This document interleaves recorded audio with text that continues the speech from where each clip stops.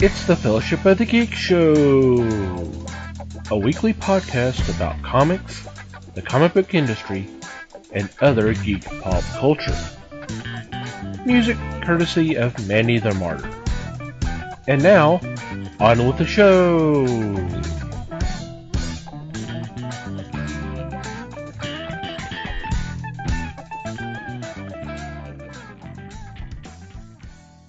Hey there, everybody. It's the Fellowship of the Geeks podcast. My name is Thomas Chick, and joining me for this episode is Mike Marlowe. Hey, gang. Les Webster. Hello, all. And Liz Newman. Hello, everybody. How are you guys doing? Pretty good, pretty good. Getting by. Getting through it. Hope everybody out there is doing okay. So what's been going on in your corner of the galaxy?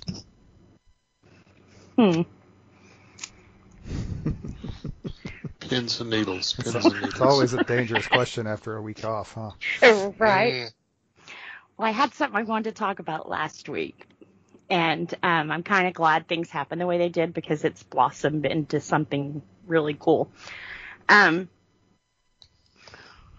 One of my favorite artists, and I can always tell his artwork almost immediately because the way he draws, James Scott Campbell.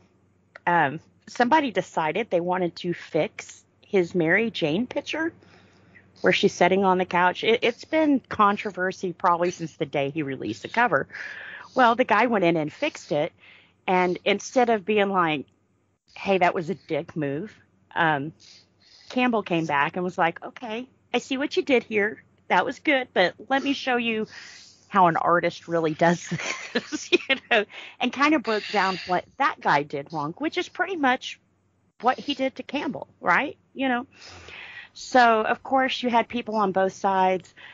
I guess what most people forget, these are comic books. They're not necessarily supposed to be anatomically correct, and they always seem to single him out for his art style, but I don't really see him being any different in drawing the female form than the way Amanda does it or Frank Chow. I mean, but he's always the one who catches shit. So what he's done, which I think is like absolutely amazing, the fix picture that he drew to fix this guy's drawing, he now has it up on eBay. And it's like I want to say like $9,000 right now. Holy moly. Whoa. Yeah. And all of this auction will go into like helping new artists get their footing and, learn how to draw and stuff. So he took all this criticism and everything else and has really turned it into something that's going to help a lot of people. But he also has a challenge going on Twitter right now where he threw up, who was it? Was it Catwoman, maybe? It was Black Cat. Was it Black Cat? Because I've seen it on Instagram as well. Yep. And he's like, hey, draw this in your style. Let me see how you do it. Here's how I do it. Now let me see how you do it. Which is kind of cool because it's kind of opened the doorway up to not everybody draws the same. Not everybody gets the same inspiration. And one of the things that they really called him out hard on happened to be the way MJ was setting. Well, he was like, that's kind of funny because that's the whole reason I drew her like that, because I knew a girl who set like that, and I thought it was so cute and endearing, So what you're saying is fake and nobody sets like that. Someone does, and that's the whole reason I drew the picture that way, But I have to hand it to him because he handled himself very well. He never told the guy, go get bent. But to me, it's pretty down low. Like almost Zack Snyder cult fan low, to take somebody's drawing and be like, oh, well, here's how you do it better. I mean, that's just gross. You don't do that, especially to the form of he can't do this right. Well, Campbell's one of the bigger name in comics. Everybody has heard of him, if they haven't heard of him, I know they've seen his artwork without knowing of him, but he's everywhere for the last, 10 years? So it's kind of like to me, it was just wrong. You don't call someone out like that. You can say you're unhappy, but you can't say, well, I'm going to make this better. You're not making it better. You can do it in your style, but that's not his style. And I'm sorry, that's not what's keeping his lights on right now. So, but I always get upset because people are like, well, as a girl, you should be offended. Why? Because a cartoon character has a tiny waist and big boobs? I mean, why should that offend me? So, but I can't believe that people take comic drawing so seriously like that. The body positive images and blah, blah, blah, blah, blah, blah. How many girls want to look like a comic book cover? I mean, and a lot of them say you'll never see a girl like that. I beg to differ. There's a lot of gorgeous girls at Comic-Con who have tiny waist, big hips, and big boobs, and that's exactly what you draw. So, yes, there are women who look that way. Yes, women are that tiny. My daughter-in-law is a perfect example of that. Tiny, cute. People would be like, oh, that's not right, but that's how she is.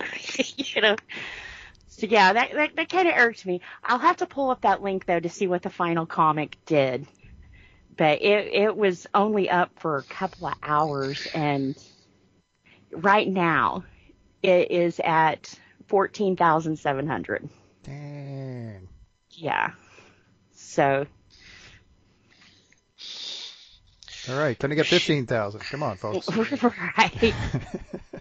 Oh, it looked like it said it ended.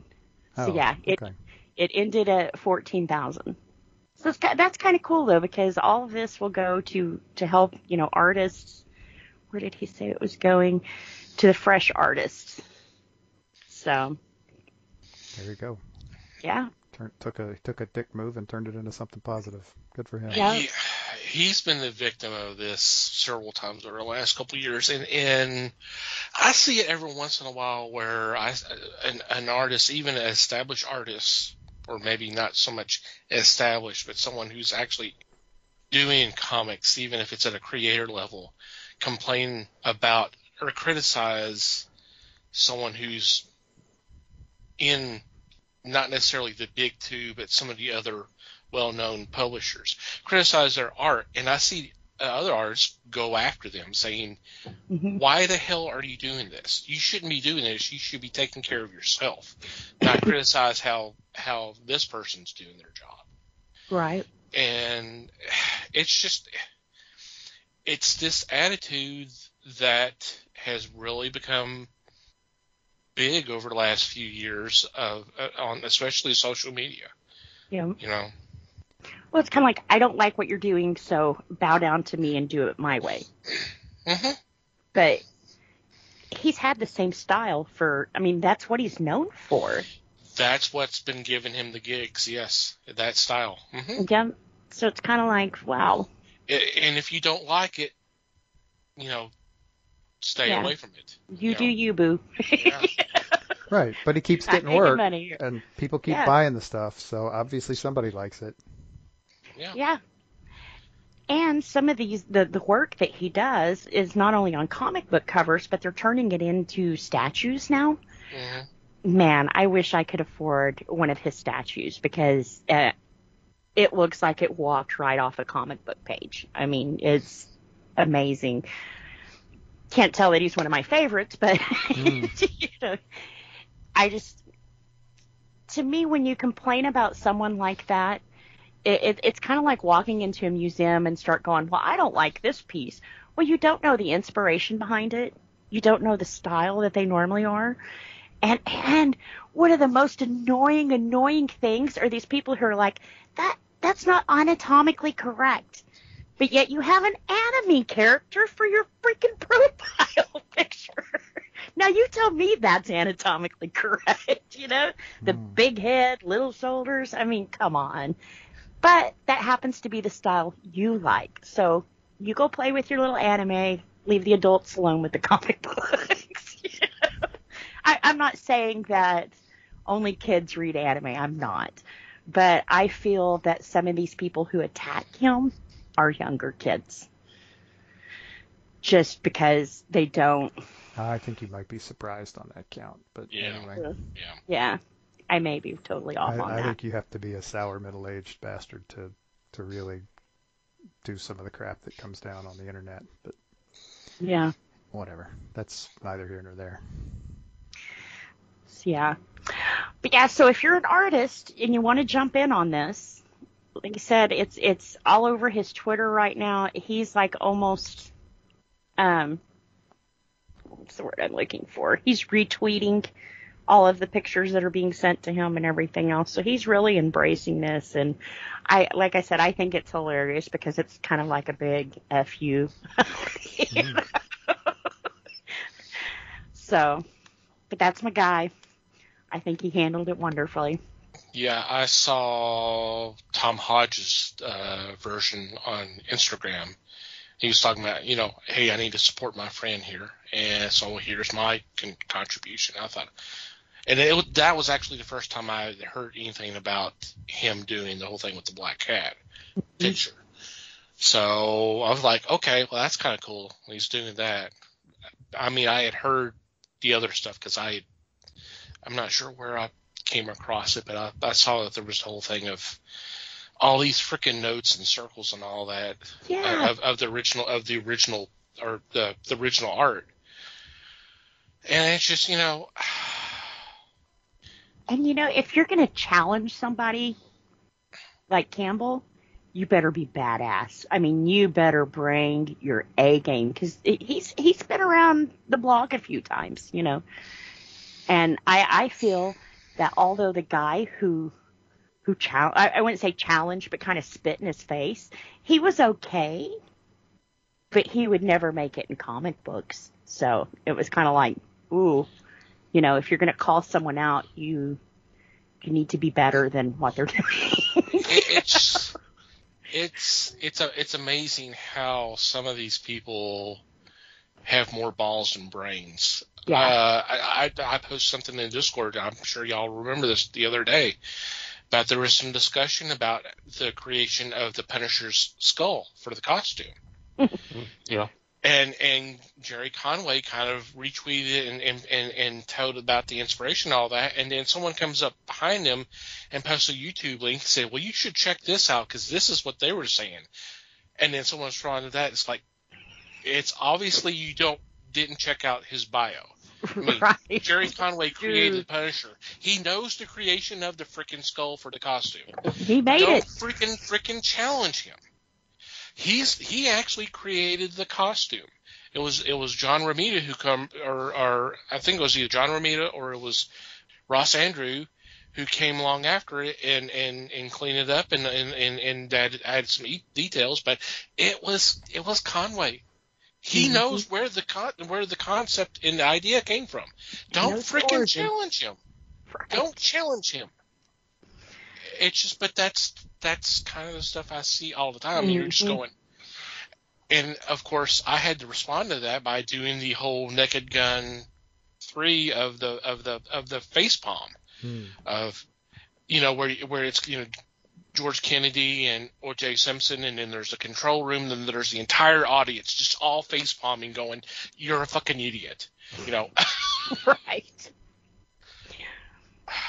That reminds me of when Natalie Portman had a shirt on that said "Stop Wars," and someone was like, "Stupid bitch! I doubt she's even watched one of the movies." And it was like, "Are you kidding me? Have you?" I mean, But not only that, it was a spoof on Star Wars, the shirt, but it didn't say that. So it was kind of like, God, people. She's You're like right, the sir. mother of the dark side. You're right, sir. She did not watch 3 of the movies she actually starred in. You're right. Yeah. There are people in Hollywood who refuse to watch their own work. Maybe she's one of them. You don't know. Yeah. She could, but she freaking knows what it is. So, I know. She does. Even if it was she read the prequel. script. Yeah, that was pretty cool. Also, I found a new TV show, and it sucks because as soon as I find out it's being canceled. Of like, course. that's my luck.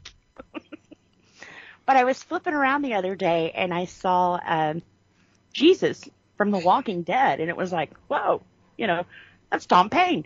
So he's in The Prodigal Son now, and it's pretty cool. I like all the crime dramas and that kind of stuff, but his dad was a serial killer, and he saw a lot of the stuff that his dad did, but he was also the one who called the cops and had him pick his dad up. But he can kind of see things the way a serial killer would, He's a profiler now, but it's pretty good. It's got a lot of good names in it from, different shows that I've watched and everything else. I almost to the end of the first season. I haven't made it to the second season yet, and I'm kind of curious, judging by the first season. I don't know why it's been canceled, because it's pretty good. I mean, the last episode I watched, there's this freaky chick, and my chin hit the floor. I mean, almost every ending of the show, it's some kind of twist and some kind of what the hell, So I'm kind of glad they've all got it on. The first season is on HBO Max right now, and I believe the second season is still on Hulu because it hasn't ended on TV yet. So it's pretty good. If you like Jesus, he doesn't look like Jesus, though. So, Jesus is just all right with me. And the song lyric keep on coming. Mm-hmm. Somebody's been listening to some music this week. Jesus. Yeah, but yeah, that's about it. That's all I got.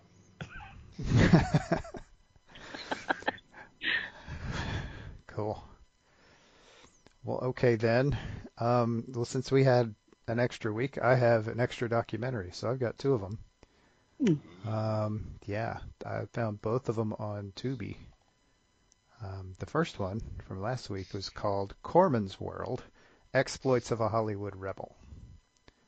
And this one surprised me. It's from 2011 because it's been around a few years, but I was impressed at who they managed to get on camera in this documentary. I mean, I shouldn't be, because Roger Corman friggin' knows everybody in Hollywood because he's been around forever, and he's essentially discovered 3/4 of Hollywood, because when you're making 40 cheap movies a year early in your career, that kind of thing happens. You stumble across talent, whether it's by accident or not. But yeah, some of the stories in this thing were just stuff you would never even believe could happen in Hollywood. I mean, I wouldn't even know where to start. There's just, I was impressed straight up by itself. I was impressed at how much they got Jack Nicholson to talk in this documentary. I mean, he went on for a while, and it was all really good stuff. And of course, a good chunk of the really well-known today directors all came up through Corman. And yeah, so it's kind of a cool celebration of his career. And he was very much involved in it. He does a lot of talking in it too. So it's a very good kind of retrospective on his career, and they even have scenes from the ceremony where he got his honorary Oscar, which had been a long time coming. But yeah, so it was a good documentary. Yeah. Second one was a little different.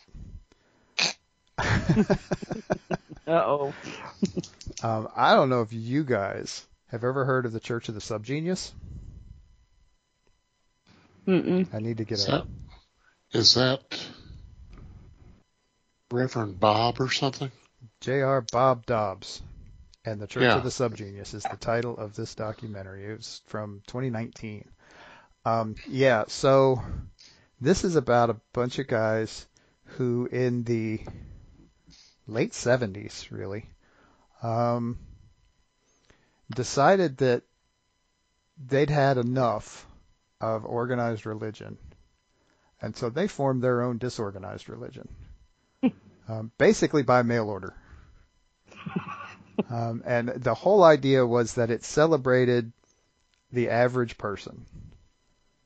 Joel Osteen. Hence the no, different church, different church of the subgenius. But anyway, yeah, the whole gist, like the motto of the Church of the Subgenius is "fuck them if they can't take a joke." And so, if you can imagine, amen. If you can imagine a religion based on that phrase, and just an endless stream of society's rejects and religious outcasts coming together and just having a good time and being silly and stupid and just going nuts. That's it. And honestly, it all started in Dallas. Wow. Like I said, back in the late 70s. Yeah, it's quite a story. And also, it's just a hell of a lot of fun as a concept. And the guys involved do quite a bit of explaining and do so over like the span of like 40 years.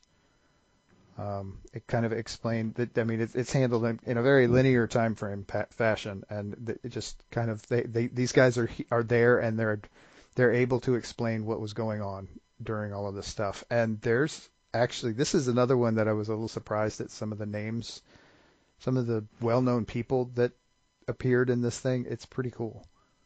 It's definitely worth checking out. It is, it's quite an experience. It gets a little dark at the end, but that's not surprising. But it's still a lot of fun. Very interesting stuff. Cool. Neat. Sounds like big fun.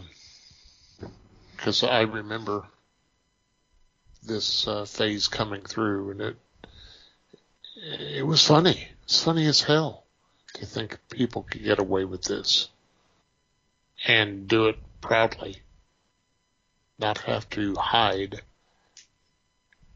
Just fun. Yeah. Mm-hmm. Lots of stories about the protesters and all the crap they caught in the media, and oh yeah, it's fun. Well, I think sometimes people forget that freedom of religion isn't just Christianity. It's freedom of all of it, So I've always looked at it as, if I want people to be accepting of mine, I have to be accepting of whatever they're doing too, Mm-hmm. It helps. Clearly you are in the minority on that, but yeah. It helps. There are a lot of people who disagree with you wholeheartedly and believe that the only religion you should be free to practice is theirs. Yep. And they get very serious about it. Very. To the point of hostility. They do. It started a many a wars. Which seems to be missing the point to me, but let's not turn this into that kind of show. No. I agree. So, It's weird you watched one on religion because I watched one on Jim Jones. The Kool-Aid Man. Oh man, Kool-Aid. Yep. Has always denied that connection. But yeah. Mm-hmm. That's where the phrase came from, though. That is actually where the phrase drinking the Kool-Aid came from, but the Kool-Aid people have always been uptight about it because it wasn't Kool-Aid. It was some kind of It was punch it was or a something. generic, yeah. Yeah. Damn generics killed everybody. Probably all the mold, but anyway. Right. Left it out too long, Mm-hmm. And one thing about that whole story, though, he was such a freaking coward. He watched these people die, and they said that it was a very agonizing pain. It wasn't just like drink the Kool-Aid and you died. You freaking hurt for a while. He watched kids, old people, everything die. You know how that stupid fucker died? He shot himself. Didn't he? Yeah. Yeah. He couldn't even drink the Kool-Aid himself, you know? People are crazy. Yes. Cults are wrong, people. If you're in a cult, get out. See, I just got done telling you about a documentary about a cult that gets it, and you're throwing all this Jim Jones crap out. Come on now. Really. Talk about missing the point. Sheesh. Opposite side of the spectrum, you know. Mm. Save us, Gus. I'm afraid to step out there now.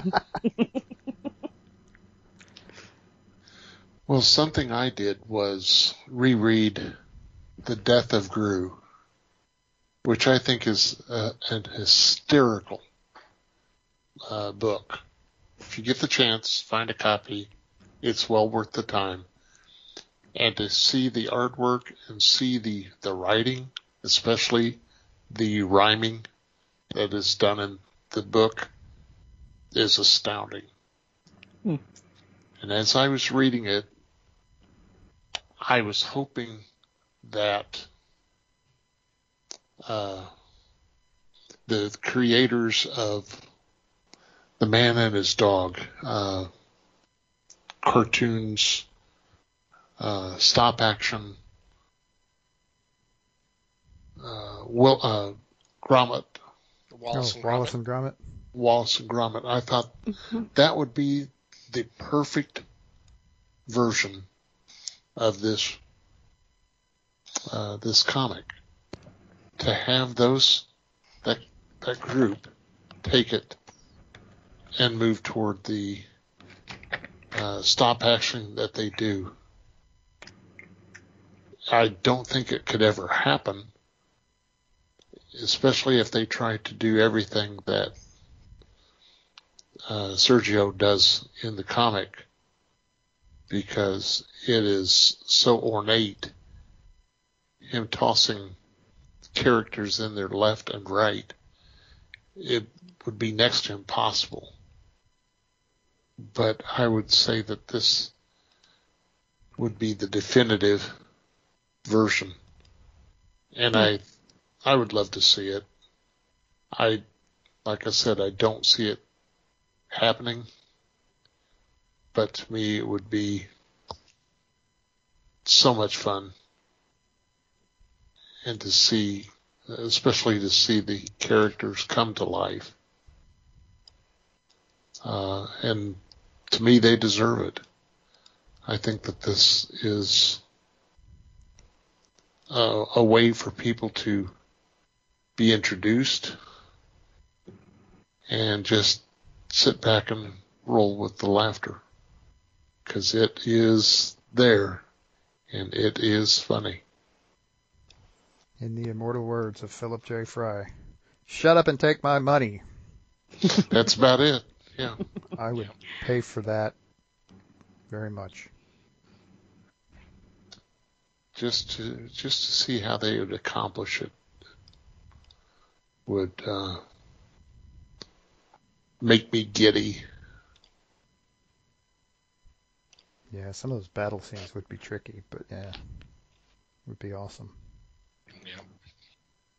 But that's about what I got. Okay.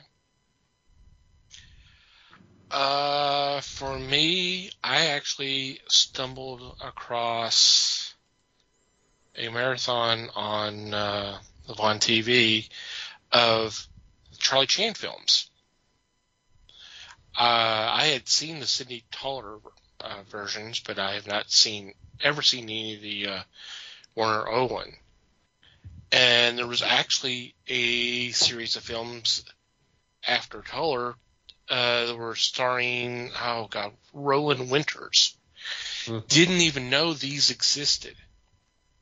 But the streamer was showing those, so that was kind of interesting to kind of watch those. And I was watching those Roland Winters, and I'm like, I know this actor. I've seen him in something before, but I looked at him and I'm like, I could see his face kind of, but I was struggling. So I did a little research, and found out that he had played Elvis Presley's father in Blue Hawaii. I was like, okay, yeah, all right, now mystery solved. But these were kind of interesting. Kind of watch these again. I still would love to see a Charlie Chan film. I know it's kind of controversial, especially the way the dialogue was written, and of course the casting was always controversial since it was always a white actor. But it would be kind of interesting to see if they made some of these changes and actually did a period film, not necessarily war related, because I know that was not the way he was written in the stories. But of course, this was during the late 30s and early 40s, so everything happened to be involving World War II, so they had to bring it in somehow. But it would be kind of cool to see these type of mysteries again. And I know we kind of talked about it a little bit before, like when we were talking Sherlock Holmes and some of the other detective mysteries. But it would really be cool to kind of see him come back and handle it in the right way. It would be a nice little protagonist and nice little franchise. But who knows? But it was kind of fun to watch these. Neat. I would like to see that also. Mm-hmm. And I would like to see, what was the series that Boris Karloff did? He did a Chinese detective. And it would be kind of fun to see those come back. I didn't know that Karloff did one. I know that Peter Lorre did Mr. Moto. Yeah. I was not aware of Karloff. That would be interesting to see. And I'm sorry to say, I'm just missing on the series he was doing. I think it was the Charlie Chan series. But I'm not 100% sure he was playing Chan, but I believe he was in. Let's see. Yeah, no, he was not playing Charlie Chan, but he was in one or two of the Charlie Chan movies. It must have been ones that I didn't catch because which is possible. I don't think the guy was showing all of them because I know he didn't show all 6 of the Winters Chans. There was only I think he only showed about 3 or 4. So yeah, I might have missed those then. Karloff did Mr. Wong. Oh, there we go. Okay. And I think he did 3 or 4 of them. Actually, I count 5. But I've seen those on, not YouTube, but on Amazon Prime. And they're kind of fun to watch. Cool. We'll have to check those out. Pretty cool. All right. Before we get into this week's discussion, I kind of pointed out earlier that we do have a Discord. It's been going for about a year now. We post a lot of news items, fun stuff, memes, stuff for discussion, that kind of thing. So you're more than welcome to come join us. Sign up is free. The sign up for a Discord account is free. The app is free. You can go to our website, www.thefellowshipofthegeeks.net, and right there on the home page there is a link that you can just click on. There will be an invite, and you'll automatically join our Discord and kind of check things out. We try to do monthly activities that are exclusive to the Discord. got one going on obviously this month. So come check it out. It's a lot. It's a blast. Yeah, come hang out with a bunch of moldy old podcasters. Yeah. Moldy oldies. Moldy blob. Moldy meat, huh? All right, it is that time again. We are doing another casting call. And for this one, our subject matter is the title we are using is Justice Inc., which is actually referring to a miniseries that was done by Dynamite a few years ago, but it was also a short-lived series in the 70s, featuring the pulp hero, the Avenger, and of course he was in the Dynamite series as well. But it was a team-up with Doc Savage and the Shadow. And for our little casting call, we've actually expanded the roster just a little bit and have a nice little group of villains for them to go up on. And this is actually going to be for a movie that would come out this year, so that kind of helps you out there a little bit. So, with that said, who would like to go first on their casting choices? Oh gosh, I guess I'll lead off. Okay.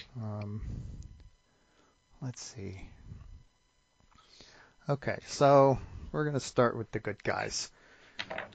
Let's just go ahead and start with the Avenger, since he's the main, kind of the main star of this. Mm-hmm. And if you're not familiar, and I had to look it up, so obviously I'm not familiar too much. I have some idea of who some of these people are, but I had to do a little bit of research too. So the Avenger is, he dates back to the pulp days, back in like the 30s and 40s. I actually, if I remember right, the Justice Inc. title was actually one of the novels. Was the title of one of the novels that he was in. Probably, yeah. But so yeah, he is best known for being a former adventurer, kind of in the pulp sensibility. And something happened, and he now has a expressionless face that is just solid white. I am way oversimplifying this, and feel free to fill in any details you want, guys. But so I figured, this is almost going to sound mean, but I figured who is like the best at, who's at least one of the best at the whole just emotionless delivery thing, and I couldn't get Michael Fassbender out of my head. I think he's just got that straight face thing, and I'll admit, you wouldn't know that from the X-Men movies, I think, but I can't imagine why anybody would have. But if anybody had seen, Prometheus. Yeah. His role in Prometheus, I think, would make him perfect for this role. I agree with you. I agree with you so much. That was my choice as well. Here we go again. Oh, dang. I kind of took a different approach. I hadn't heard I knew the story, but I haven't read the story of Justice Inc. For my Avenger, I figured if his face was frozen, I'd have to pick an actor with a really strong facial features who could carry off a frozen face.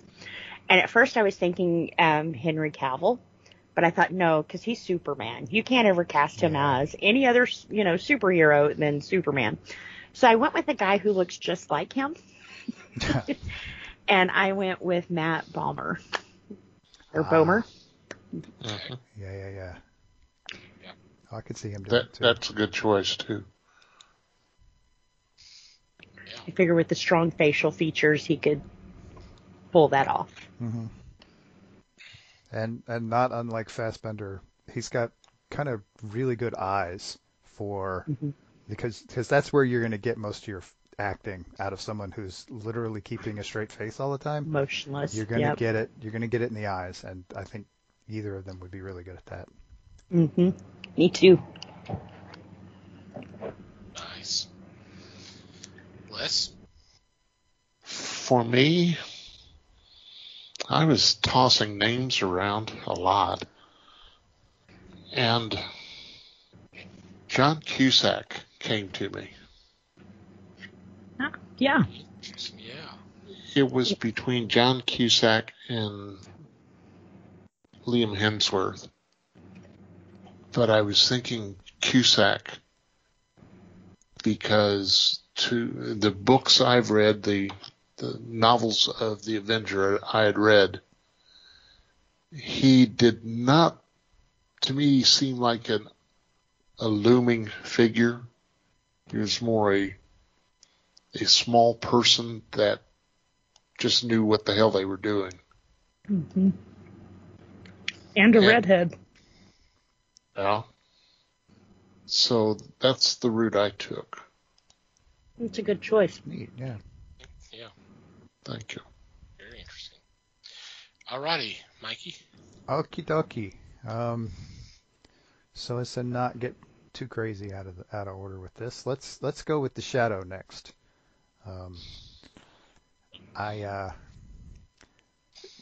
Don't say it. Again, I'm trying. I'm gonna try not to. Again, if you're not familiar, the Shadow is more of a shadowy figure. But again, you've got the kind of playboy. I don't want to say Bruce Wayne type because honestly, Bruce Wayne's probably based on this guy. But similar idea. The playboy type in the daytime, and then the dark and brooding at night. The Shadow is more like mental powers and stuff like that, powers of illusion, and didn't have any problem toting around a 45. I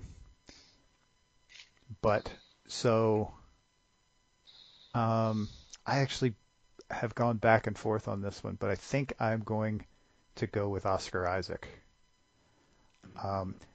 Partly because I would like to see him try to play a role like this, not because I think he's done it before. I've seen a few of his movies, and he does things that are varied enough that I don't think it would be a big stretch for him to do something like The Shadow. He's really good. Yeah. Mm-hmm. He's got the big nose for it too. Kinda. I didn't think of that, but you're not wrong. Wow. Okay. I almost considered him. He was my second choice, but I thought it would be interesting to bring in Zachary Quinto. Ooh, that would be interesting. Because the thing is about Shadow is the eyes, and when I was doing research, I pulled up a picture of him and I was looking at the eyes. I'm like, that could work. That could work. Yeah. Yep. So. Given the facial covering. Yep. Yep. Yeah. And the hat. And the hat. Gotta have the hat. Yep. So basically, all you see of the face is the nose and the eyes, and I think with those, it was his eyes, that would be a nice. Yeah. Yep. And I think he can pull the job off. I really do. Yeah. Oh, sure.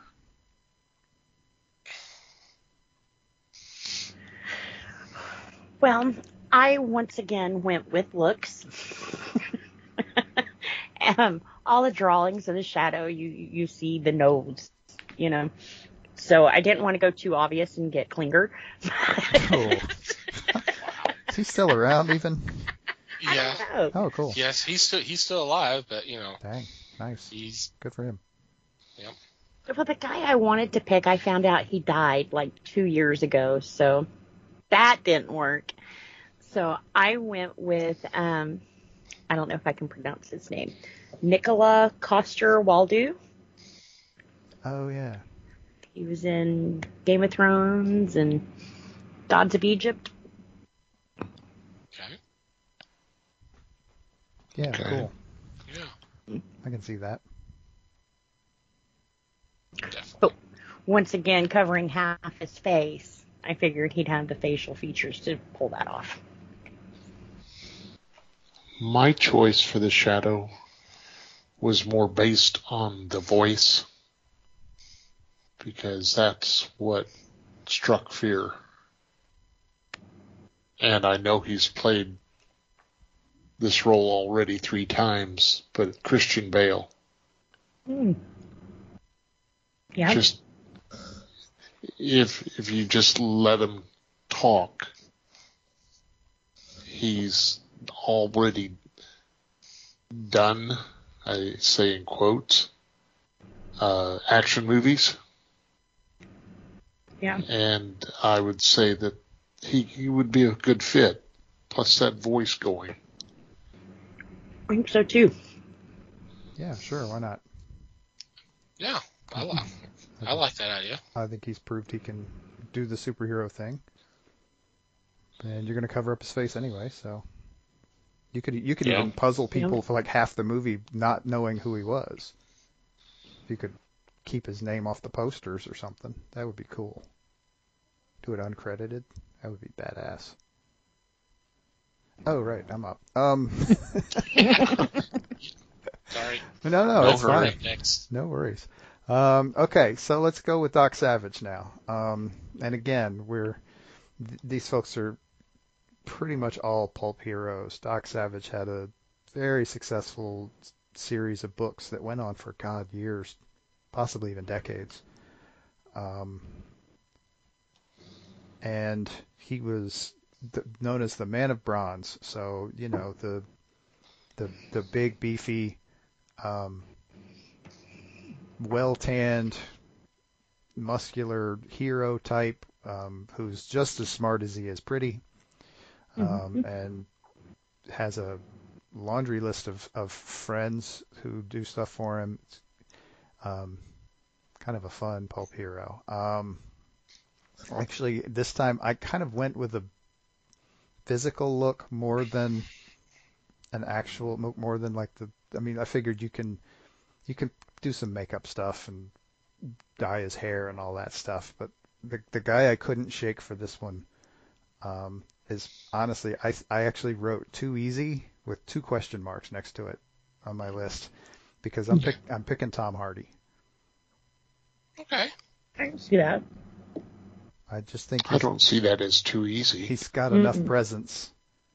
And he's done my thing is he's done a lot of bad guys and a lot of questionable characters. I'd Sure. kind of like to see him play just a straight up good guy. I just think it would be interesting. I think it would be fun for him. Yeah. It would be pretty cool. I like that choice. Yeah. My choice, I went with a little bit more to the physicality. I think he can pull off the smarts. And I can definitely see him kind of being playing kind of the leader of this group. I guess he would be kind of the leader of this group. I don't know. Would you think Savage would be kind of be the one that everybody looks to? Of these characters? Of these characters, yes. Yes, I would say. I could see him being the one assembling the team. Right. Whether anybody else on the team would view him as the leader or not is, I think, iffy. But Take okay. Or take him seriously, right? Yeah. So I went with Chris Hemsworth. Ooh. Sure, why not? Okay. That's pretty good. I like that. Me too. On mine, I cheated.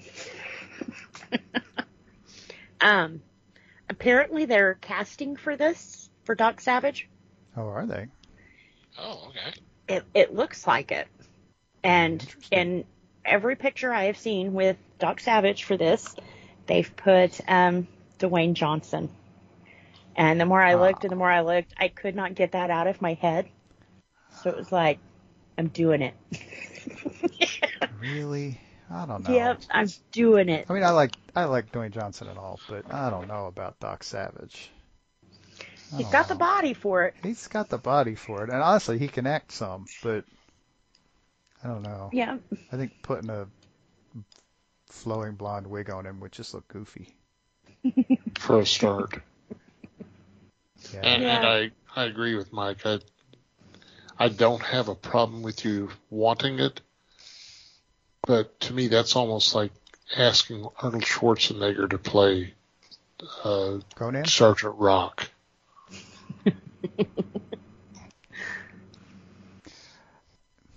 Yeah, I mean, and I'm not saying like I said, I like Dwayne Johnson. I'm not saying I wouldn't watch it.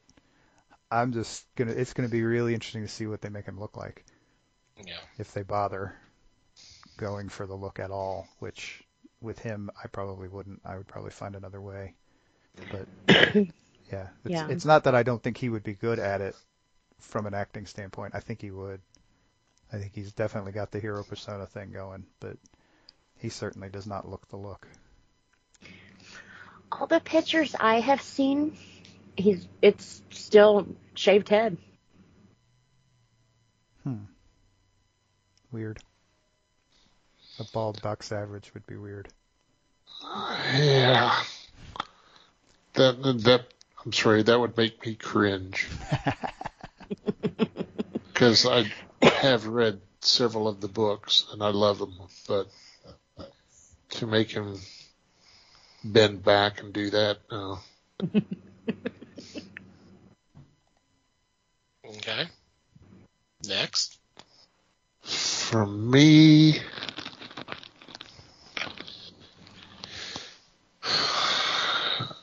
I guess this is to please all the female listeners. I thought Scott Eastwood would be the choice. Okay. To me, he looks very rugged. He's done war movies, and I just feel like he could. Obviously, in his war movies, he's the leading man. He is the one that takes the patrol out. But I got a feeling that he would be the one to fit the role here. I like that. Nice, yeah. Yeah. I can see it. Mm-hmm. All right. Alrighty, next on our list, rounding out the team of good guys of awesomeness. Let's look at Domino Lady.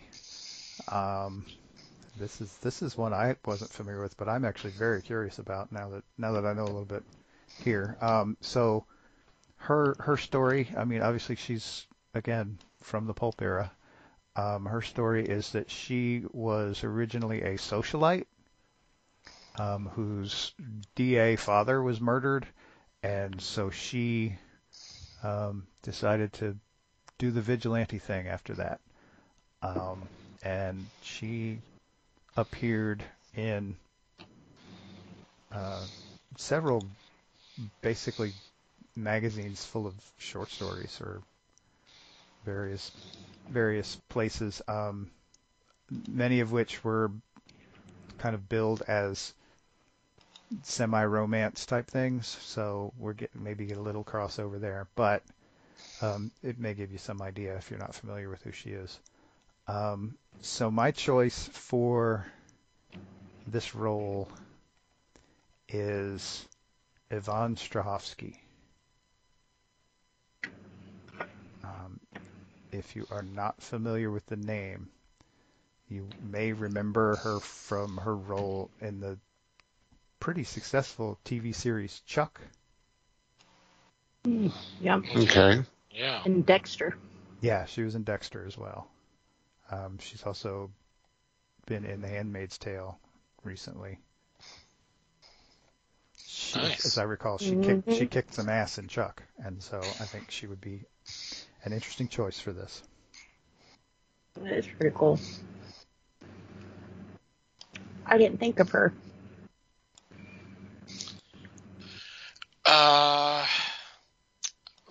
For me, I kind of went. I did an unusual choice, I think. She's an actress that I've enjoyed some of her work. I haven't not seen a lot of it, but I thought this would be a really cool chance to kind of show her off a little bit more. I went with Alexandria Daddario. And everybody's Googling going, who? No, the name sounds familiar. I don't remember what she looks like. Well, she was in that really bad Texas Chainsaw Massacre reboot. Oh, yeah. And she was also in the Percy Jackson films. And she was also she's been in several big movies. Yeah. Okay, She has. Totally. I could see that. She kicks butt. Yep. But does she take names? We can only hope. It takes too much time. Yeah, I was about to say it's not worth taking. Names only slow you down. Yeah.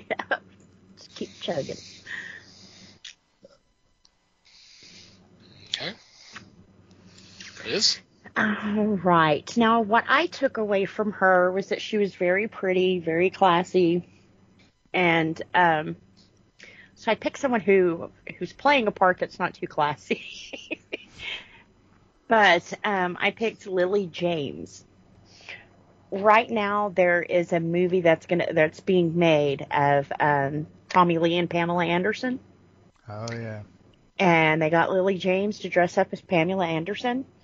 And with blonde hair, I mean, even with brown hair, but with blonde hair, she's a knockout. I mean, absolutely gorgeous to a T, almost looks just like Pamela did back then. So, not today. So I think she could do this part and add a little bit of sass and class to it. Okay. Yeah. Cool. I'm going to go a little more mainstream. And I'm going to go with Keira Knightley. I think she's got the it girl look. Mm-hmm. And I think that obviously she pulled it off with the pirate movies, playing opposite Johnny Depp. Mm-hmm. So held her that's own. where, I'm sorry? And held her own. Yeah. So I thought that may be the route to take there too. I like that. Totally. Nice. Yeah. Alrighty. Okie dokie. It's time to cross over to the dark side a little bit here. Yeah.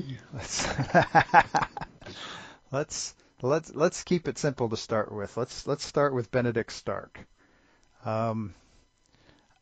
Now, to be honest, I had a hard time finding a whole lot about this character. Mm-hmm.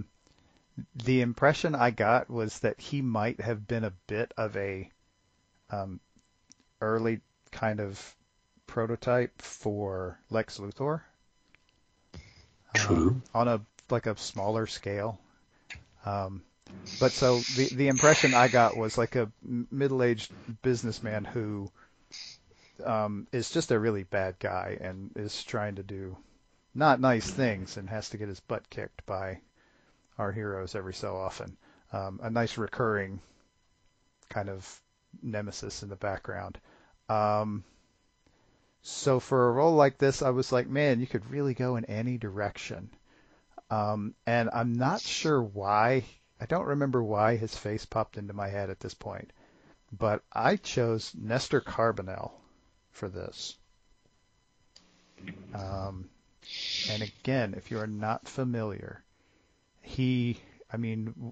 a prominent role that kind of our crowd might remember him from was he was the mayor in The Dark Knight Rises. Mm-hmm. He has also been all over TV for like 30 years. And stuff ranging from soap operas to the live action Tick series back in the 90s. He's been on... Wasn't he like a cop in Bates Motel or something? Yes. That is, yeah, I was getting there. He was in Bates Motel, recurring role. So recently he had a recurring role on Lost. He's done a bunch of voice acting work as well. So this is a guy who can do pretty much anything you need him to do. Nice. Cool. Mm-hmm. I like it. And he crossed my mind also because I remember his work on Psych. He played a couple of episodes on Psych. Yep. Cool. Well, keep Lost in your mind for down the road. Uh-oh. Yeah, I had problems trying to come up with some of the information, and I came with the same conclusion: you can go anywhere with this character. So I decided to switch it up and have a little fun. Plus the fact that I like him in almost anything I see, so I want him in this movie. Idris Elba. Who? What'd you say? Idris Elba. Oh, okay. Yeah, he's good. Yeah. No doubt about it. What's the cop show he was in? Luther? Luther. Yeah. There you go. If that role alone doesn't sell you on him, Yeah. because that would be a perfect fit for this, I think. Mm-hmm. Oh, and he was also the Guardian in Thor, wasn't he? Yes, he was. Yes. Heimdall. Yeah. Yeah. He was in, and I'll try not to hold this against him. He was in Pacific Rim. Yeah. I hated that movie, but that's a different problem. Yeah, I'm not going to blame him for that one. Right. All right. Next. This is one that I didn't really have one for. But listening to the description of him, I couldn't even find that, so bravo. But if we're going with somebody who can be kind of blend in and, businessman, that kind of thing, I'm going to go with Charlie Hunnam. Again, speaking of Pacific Rim. Yeah. Oh, he was in that too? Mm-hmm. Oh. I did not know that. Have you seen Pacific Rim? I haven't. Okay, there you go. No. You need to watch it. No, he you don't. was in No, there. you don't. No, you don't. No, you don't. Don't bother. Don't bother, right? See it twice.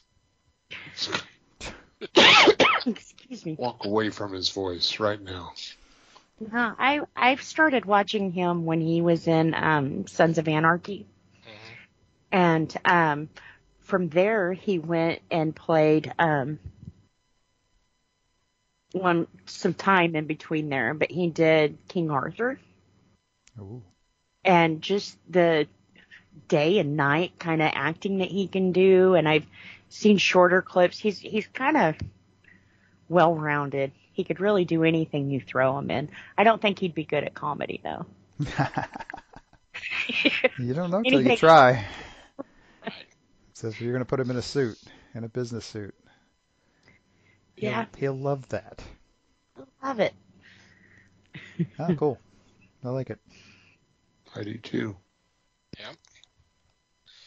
Les? I'm going to go with our new Batman, Robert Pattinson. I want to give him a chance to play a villain other than his vampire villains. in Twilight. I don't think he was a villain in that, honestly, but I didn't see Well, it. it was a villain that put that damn thing together. That's for damn sure. I don't know. For a while, it was what, Team Jacob and Team whatever. So Edward. Yeah, he was a villain to some people. A lot of us, but yeah, the villain to everybody who actually likes vampire movies. But anyway. Yeah. I'm down. I have never seen that. Me either. I almost watched part of it because Red Dawn was coming on TV, and I thought, oh, cool, let's kill some Russians. No, that was not what that was. That's wrong Red Dawn, yeah. Wrong Red Dawn. Turned it quickly.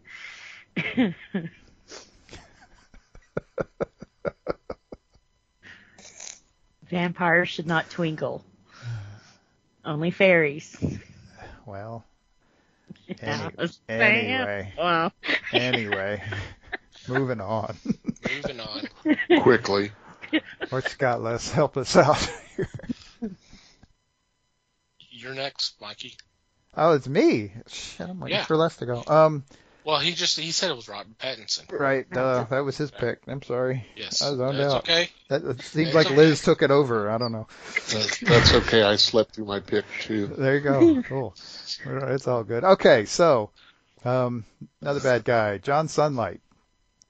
Another one I had a hard time finding anything about, but this guy honestly kind of struck me as the anti-Avenger. Mm-hmm. So he was kind of the guy with the odd-looking dude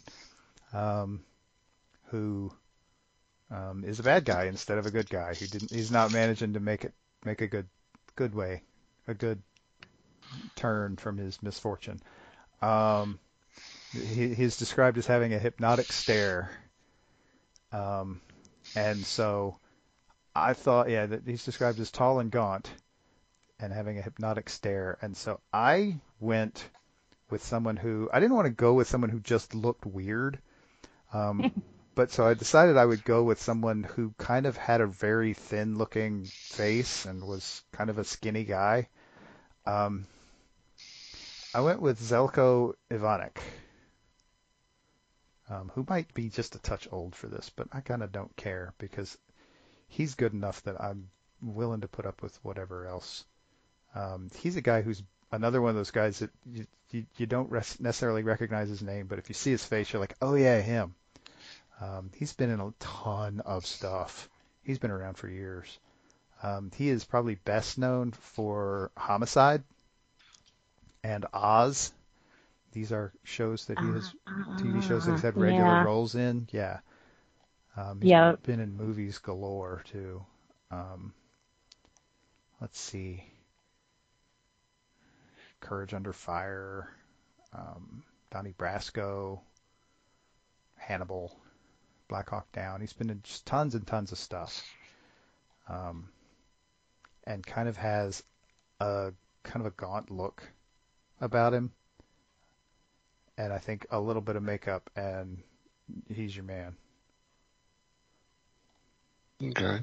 Interesting. That's cool. Yep. Yeah. I kind of got the anti-Avenger vibe off of him. And you talk about him being gaunt. My choice has done the gaunt thing before. It's actually someone who, an actor has already been named earlier. I went with Christian Bale. Ah. Okay. He's got the tall thing going, too. Yep. So that could work. Hey, you get him to skinny down like he did for The Machinist, and there you go. I mean, don't make him go that far, because that was that was pretty sad, but yeah. There was a guy, I'm trying to find his name, on Supernatural who is a skinny looking weird dude. I'm wanting to say his name was DJ Smalls, but I'm wanting to say that's also a name from a different show that he did. Oh, DJ Qualls. Qualls. Yeah, Qualls. New guy. Yeah. Yep. As Garth Fitzgerald. But he's kind of skinny and squirrely looking. And that could work. I mean, he's not hugely tall, but hey, that's camera angles, right? yeah. That's totally doable. You could get him to look pretty easily. That's cool. Yeah. Although when you said weird looking bad guy, it was like James Franco. I'll go with DJ Qualls. Well, I did not take the gaunt look for a solid because this is a character that's featured opposite Doc Savage. And to me, he was Savage's equal. In fact, one of the first reprints that I read of Savage was him versus Sunlight. And there was the big battle at the Fortress of Solitude. I'm going to let this guy outdo his hero look. Henry Cavill. Let him step out and be a bad guy. A turd this time. That's cool. And see how he can handle it. That could be fun. Yeah. He kind of was a bad guy in Justice League, wasn't he? Careful. Where he woke up cranky on the wrong side of the grave. Careful.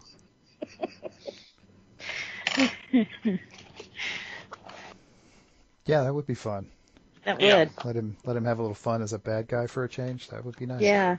Yeah. I Definitely. like that. All right. Next. Okay. The last bad guy on our list. If you've got a list with the shadow on it, you got to have Shiwan Khan. Mm-hmm. He is allegedly the last descendant, even though you hear all kinds of stories about how like half the population of the world is descended from Genghis Khan. Shiwan Khan is the last descendant of Genghis Khan, and believes that he should rule the world as his grandpa did. And by grandpa, I mean like 1,500 generations removed or some BS. I don't remember. This is the one that I decided to go with a bit of a twist, and I don't even know if this is a surprising one. But if we're going to have somebody trying to take over the world, let's have it be Lucy Liu. I just think it would be fun. That'd be awesome. Yeah, that would be neat. That would definitely be different. Yeah, I like that. No doubt. Yeah. I like it. I do too. I would love to see her as a supervillain. Well, for me, remember I mentioned Lost would be brought up again. I went with Daniel Day Kim. There you go. Mm-hmm. Okay. A little Hawaii Five-0 action going here. Yep. Yeah, he's done some stuff too, though. He's proven himself pretty well. Yep. That'd be cool. Mm-hmm. He's done like a lot. Mm-hmm. A lot. He's on the show that I watch, New Amsterdam. Ah. Cool. He's a dick in that. Well, he was also an Angel. He did a few episodes of Angel too. Yeah. How about that? Wow, that's been a little while. It's been a bit. Sweet. That's cool. Well, on this one, I picked a guy who'd proved time and time again that he could kick ass at the end of the world times. And I went with Stephen Yeun, maybe? Stephen Yeun? Yeah. He was Glenn Rhee from The Walking Dead. Who lost his head over a girl. Sorry. Bad joke. Well, and see, and the cool thing is he's a guy who's been getting some acclaim lately too He has. for his acting. So yeah, again. Yep. Walking Dead definitely broke him out. Yep. Matter of fact, wasn't he nominated for an Oscar this? That all confuses me, so I try not to Yeah. pay too much attention. I think so. His name was definitely in the talks about it, in the news about it, for whether he I don't actually got remember. nominated or not. I don't remember, but I think he was nominated, but there were a few people who got news stories because they weren't nominated. So I don't know. I get confused. I hate award shows, Me too. but yeah, he'd be good. This one was tough for me, but I'm not in line. Go ahead. Nope, it's your turn. Oh yeah, you're up. Is it? Yeah. yeah. Oh, sorry. I went with Ken Wanatabe. Not Getty Wanatabe, but Ken Wanatabe. There's a difference. The second guy was in 16 Candles and said, Automobile. huh? Is that the guy where he was automobile? Said, Donger need food. Yep. No more Yankee in my panky. No Yankee, my wanky. Donger Yeah. need food. Yeah. Wow. No, this So is not Ken that guy. Wanatabe. Yeah, not that guy, right? Yeah, not that Yeah. guy, the other guy. He was The in other guy. Pokemon. And he's done a lot of stuff, but I looked at his list and he hasn't done all that much common stuff. He was in Godzilla King of the Monsters, Inception, Unbroken, Batman Begins. Oh, that was the video. But he's been around quite some time, Mm-hmm. and he has a physical presence, but he can do the evil easily in just a split second, I'm sure. Nice. I never.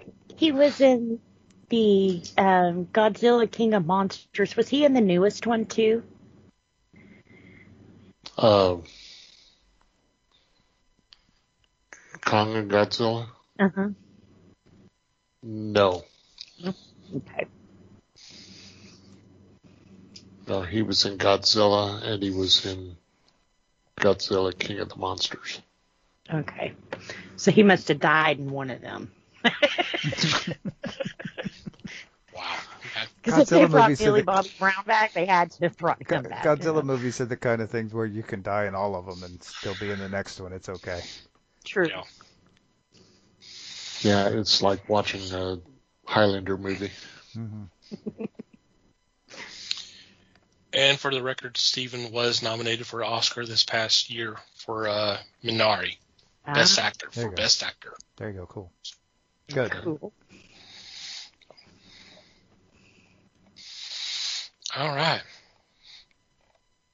Nice picks again. Mm. Fun stuff. Be an interesting movie to see. That's for sure. That It would would. be- It would be nice if they would actually kind of take a look at these characters and think about trying to do them in a movie or a series. Don't update them. Don't make them modern day. Keep them in the period. I think that would add to the mystique. See, it kind of blows my mind that as popular and successful as the Indiana Jones movies were, Mm-hmm. that we didn't get more. Like, you could easily revive any of these characters in that sort of style, and it would work beautifully. And nobody with a budget anyway, seemed to think of that at the time. I can't imagine why that was the case. You'd think it would be an easy pick. Well, as much as Hollywood likes to copycat stuff, especially if it's something that's widely successful, that you go, hey, there's something like that. We can do something like that. I don't get it. Right. I mean, the closest thing you get is the '94 Shadow movie, which I'm not gonna lie, I liked it, but not because it was good. You know? No, it wasn't a good one, but I liked it. I'd never seen The Phantom. I guess I need to. It's just all these characters. Zorro. I mean, they've talked about trying to bring that back, but do it like in the future, kind of a post-apocalyptic. But I'm going, you don't. I had this discussion on Twitter some time back, within the last month or so. There was this discussion about Zorro. I said, anyone who wants to try to trick this up, sit them in the frickin' theater and play the Mask of Zorro, the film with Anthony Hopkins and Antonio Banderas. Watch that one. It was successful. It was successful enough for them to do a sequel, and I never even made it through the sequel. The sequel wasn't good. No, it wasn't. But but that film was just, they didn't trick it up. It was appropriate. It was fun. There was action. There was drama. There was romance. It was just everything. A straight up action flick, and it worked beautifully. Yes. And then didn't we do a podcast on The Shadow? The movie? We actually did one on an earlier version of Zorro. We did one on a Mark of Zorro from 1940, the Tyrone Power version. Yeah. Yeah. If we talked about The Shadow, it wasn't directly, I don't think. Now, what was the movie we watched with, was it Liam Neeson? Dark Man. Okay. So. I can see that getting mixed up easily too, but yeah. Yeah. Oh. I don't know. Yeah, it just it just seems like these would be, especially if they're looking around trying to copy what has been, what Marvel Studios has done, and to a lesser degree what Warner Brothers has been doing. They're looking for heroes and that kind of stuff, and it's like, you got these guys that have been around forever. A lot of the general public don't know these characters because they hadn't been used in forever. So now would be the time to kind of pull them up and go, hey, here's this guy, here's this guy. You might like this, but what do I know? Hey, maybe we'll be wrong, and The Rock's Doc Savage will start the trend. We'll get it started for us. Yeah. Who knows? Maybe we'll get lucky. Maybe it'll be worth watching, and then it'll be worth ripping off with an Avenger series or something. Yeah. All right. Any final thoughts before we take a break? No, I mean, if you haven't read any of this pulp stuff, it's definitely worth checking out. There's some really good stuff. I mean, there's some not good stuff. There was a lot of stuff put out. That's kind of why it was pulp. But there's some really good stuff in there. Mm-hmm. All right. On that note, we are going to take a quick break and be back with our weekly picks.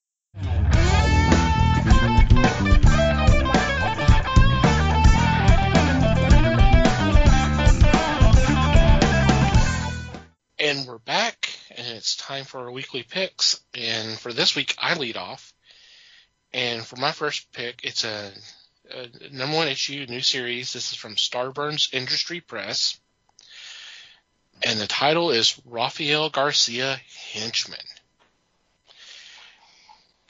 I'm just going to go ahead and read the synopsis because that's what sold me on this. Yeah. What if life in a supervillain organization was less like a James Bond movie and more like working at Walmart corporate? Rafael Garcia Henchman brings the old familiar tropes of a dark workplace comedy by way of a brand new cinematic superhero universe. From Emmy award-winning writer Peter Morita, I guess, I'm sure I butchered that. And writer-filmmaker David Schrader comes an action comedy that mixes the daily grind of The Office with the slacker absurdity of Stripes. If the general in charge was more like Lex Luthor. Okay. Dang. So you can see why I'm going, okay, this could be interesting. It's always fun when they do something like this too, because they do it occasionally. Somebody gets the idea and does the whole henchman concept with a big bad superhero supervillain story, except focused on this little guy over here. Right. So yeah, and they generally tend to be pretty good. So sounds like fun. Yeah, it does. Yep. Alrighty. Les, you're next. My first pick is DC through the 80s, The Experiments. In this book, they do collection of usually number one or single issues of a series that were titles that were written in the 80s. And you've got writers such as Grant Morrison, Neil Gaiman, Alan Moore, Frank Miller. You've got Gene Colan, Dick Giordano. And what they've done is they've done a collection of these stories, everything from Secret Origins and Swamp Thing to The Watchmen, Camelot 3000, Batman, or The Dark Knight Returns, History of the DC Universe, and one of my favorites, Nathaniel Dusk. This is kind of a primer to what they put out at this time, and it's very diverse. That's why I was really interested in this one. That sounds good. Yeah. This was on my radar. And it's funny because when I saw this, when I first saw that it was being offered, I was going, okay, that's good. I hadn't thought about some of the titles in a while, and then just kind of, okay, yeah, these were kind of different.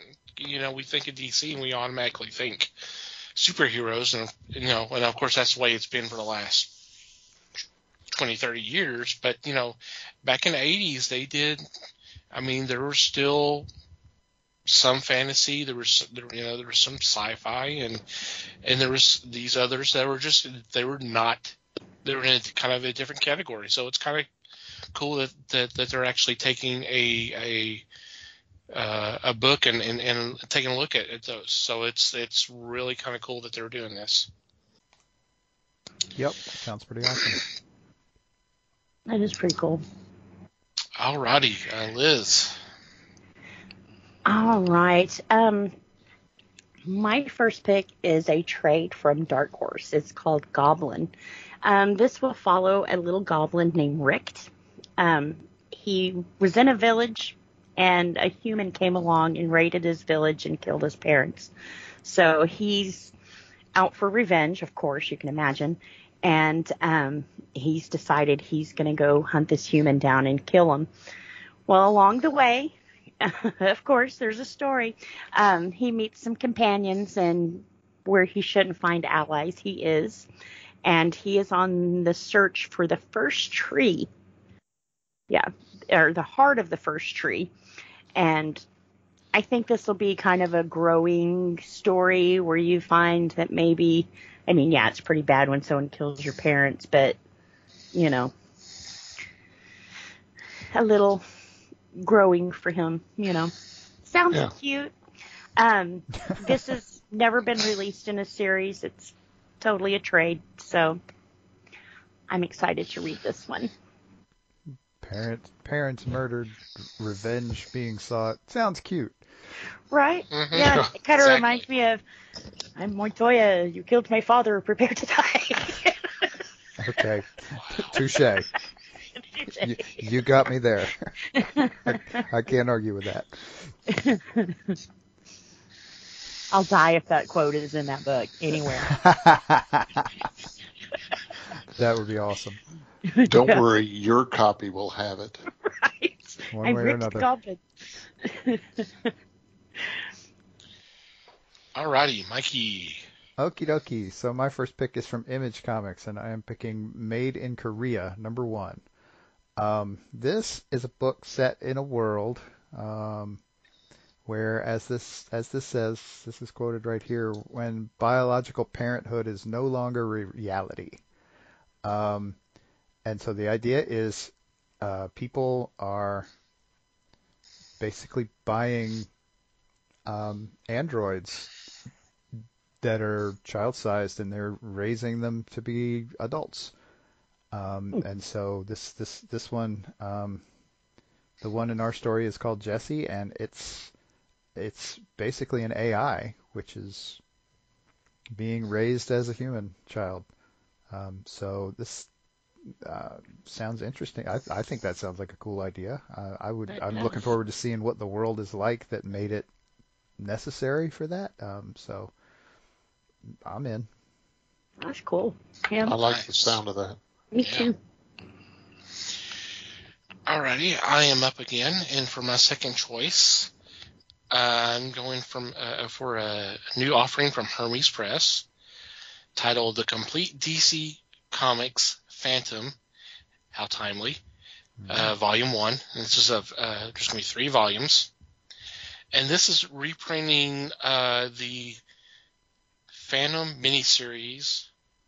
It looks like it was back in the 80s, which was actually written by Peter David and with art by Joe Orlando. And so it's really kind of cool that they're doing this. We were just talking obviously about pulp heroes, and Phantom is definitely one of those that it would be nice to see a little shine spotlight on them. And this is one way, kind of get this out there and go, hey, this character's around too. Check them out. So cool. Nice. Very good. Yep. All righty, Les, you're next. My second choice comes from Flesk Publications. It's Xenozoic by Mark Schultz.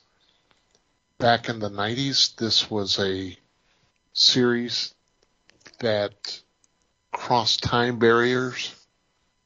The characters were in the past with dinosaurs and the like. And I guess the reprint was known as Cadillacs and Dinosaurs. The original was Xenozoic Tales and Cadillacs and Dinosaurs. Now, this gathering is called Xenozoic. This is great stuff. This is some of the finest artwork and really good, tight storylines. So, step in. This was a good read. Cool. Awesome. Nice. Very nice. All right, Liz, you're next. All right. For my second pick, this one's probably a little closer to my heart than all of them have been. It's called Little Victories: Autism Through My Father's Eyes. This follows Yvonne. It's Yvon, Vaughn Roy, and he actually has an autistic son, and he kind of shows the pitfalls of handling things when you have an autistic child, and not just the way you handle things, but how other people handle your child. I have a sister whose son is autistic, and I've been blessed to see autism through my sister's eyes, and just, there's days you want to cry and there's days you want to laugh, and, that's what she tells me. Sometimes you just have to laugh. So I'm definitely picking this one up just for my own learning, but I'm definitely picking this one up for her too, just because, anytime you can shine humor and compassion on such a sensitive subject, it should be shared. So definitely pick this one up. Like I said, it is an autobiography and should be a very touching story. Awesome. Mm-hmm. Yeah. Sounds like an important one. It is, yep. All righty. Mike? Okay, so my second pick is from Scout Comics, and I'm picking Cherry Blackbird, #1. So Cherry Blackbird is a rock star, and she sold her soul for fame. And on her 27th birthday, she's going to be dragged to hell, and she's 26. So she's the only phrase that pops into my head is hell-bent, and I'm sorry. She is hell-bent on getting out of this deal, and there's a way that she can do that. And so we're going to have to read the book to find out. And this is very much touted as this is for 18 years old and up. So my guess is there's going to be a lot of dark and interesting stuff in this book. Mm-hmm. Yay! I don't know if there's anything cute about it, but we can hope. I don't know. It kind of sounds cute.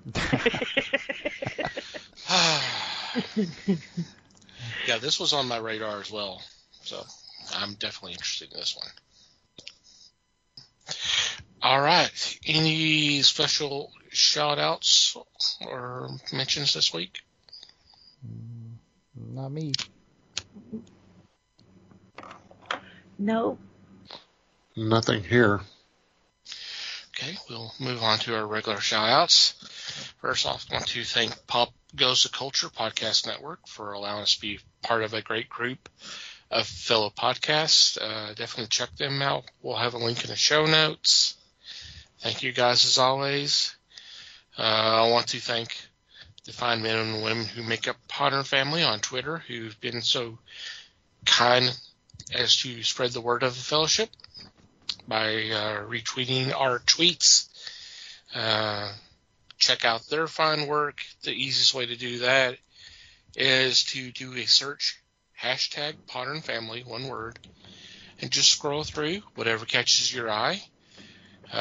Click on that link and download the episode, and hope you have a good time listening to them. Thank you guys always for your support. Want to thank Manny the Martyr for supplying the music to our podcast. There will be a link in the show notes where you can check out their fine music. Thank you guys as always. And finally, you, dear listener, thank you for downloading and listening to today's episode. We appreciate your support as always. If you have a comment, suggestion, observation, complaint, what have you, we would love to hear from you. Send them our way. There are several ways you can do that. Our email address is email@thefellowshipofthegeeks.net. You can also go to the website and go to the About Us page, and there's a contact form you can fill out there. You can find us on social media. We are on Facebook, The Fellowship of the Geeks, and obviously we're on Twitter, @Fellowship Geeks. If you like to follow our personal Twitter accounts, Mike can be found @MikeyGeek. Liz can be found @LN_geek. Les may or may not be found @FakeLesWebster. He won't be. We will. And I can be found @TomTCGeek. And from wherever you download our podcast, if you would please take a couple moments to rate and review our show. It would be greatly appreciated. Anything else before we say good night? Just thanks, everybody. Thank you, everybody. Thanks for listening.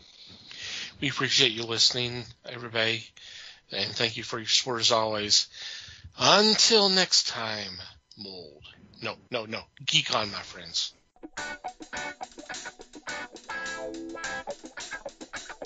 We thank you for listening to the show. Comments, suggestions, and questions can be sent to email@thefellowshipofthegeeks.net. You can follow us on Facebook at The Fellowship of the Geeks and on Twitter at Fellowship Geeks. Until next time,